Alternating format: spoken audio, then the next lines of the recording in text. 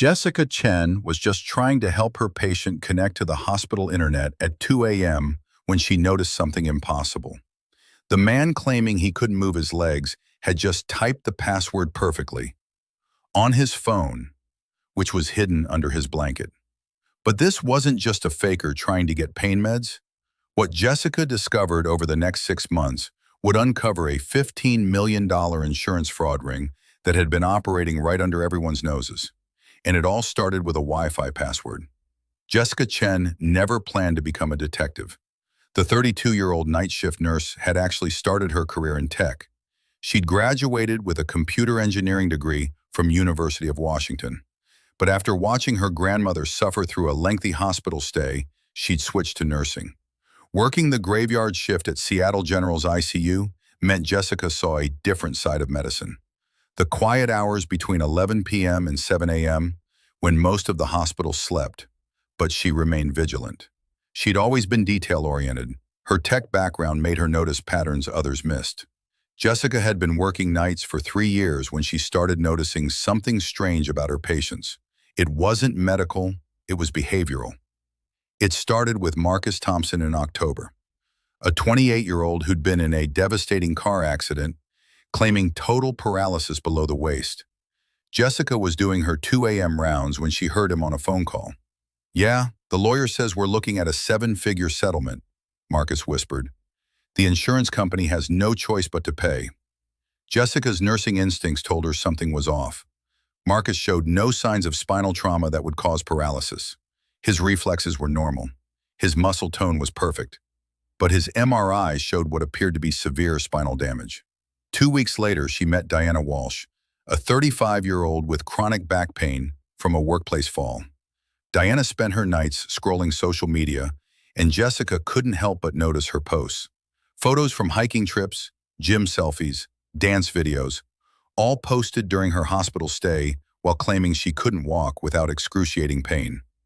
Jessica's computer science brain started connecting dots that her nursing heart wished weren't there. Jessica began what she called her digital rounds. During quiet night hours, she'd observe patients' phone usage, social media activity, and conversations. She wasn't snooping.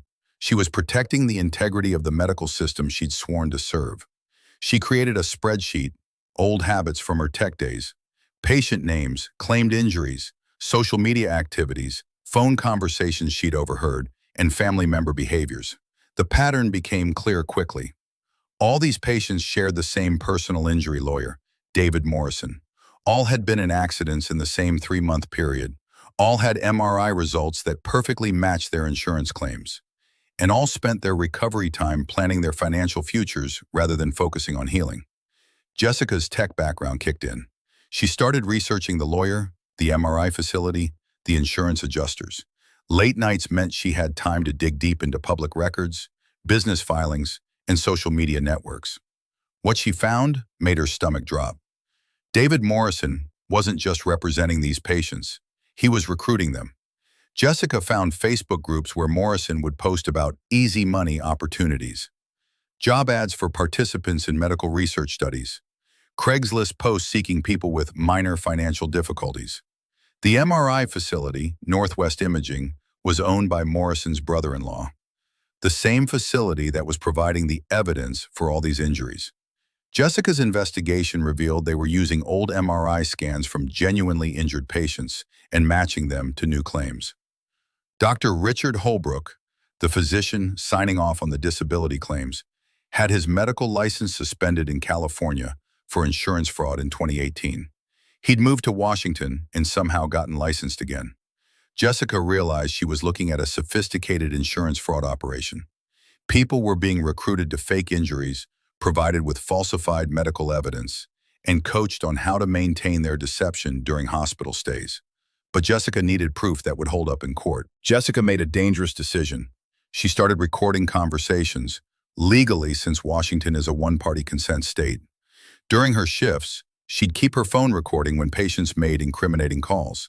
She captured Marcus coordinating with Morrison about his testimony, Diana discussing how to fake pain levels during doctor visits.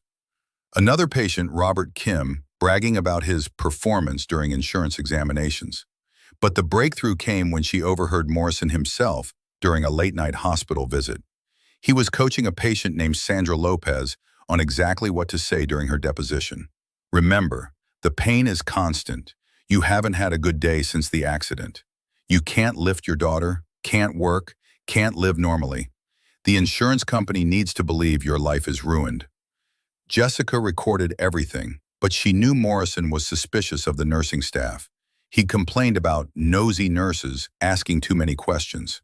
The night everything changed was January 15th.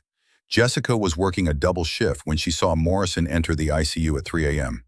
He wasn't visiting a patient. He was meeting with Dr. Holbrook to review upcoming cases.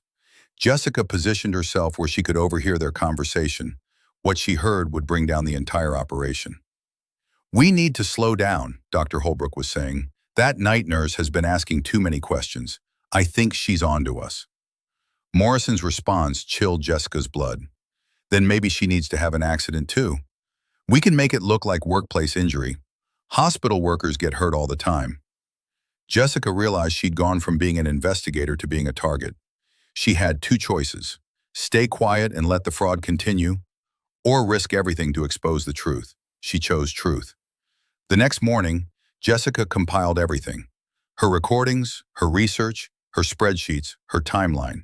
She contacted the FBI, the state insurance commissioner, and the Seattle Police Fraud Unit simultaneously. Within 72 hours, federal agents raided Northwest Imaging, Morrison's law office, and Dr. Holbrook's practice. Jessica's evidence was so comprehensive that all three main conspirators were arrested immediately. The investigation Jessica triggered uncovered a fraud ring that had stolen over $15 million from insurance companies over 2 years.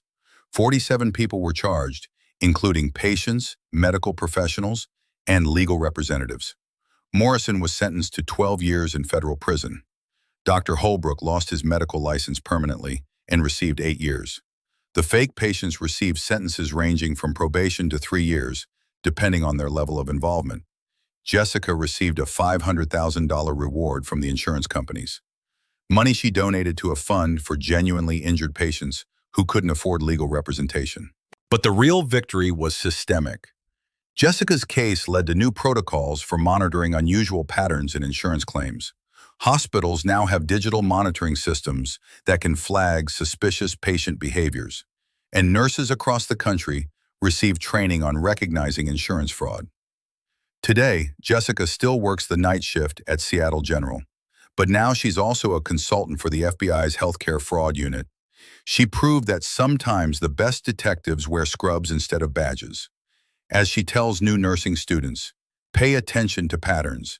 Your patient's healing should be their priority. If it's not, ask yourself what else might be motivating them.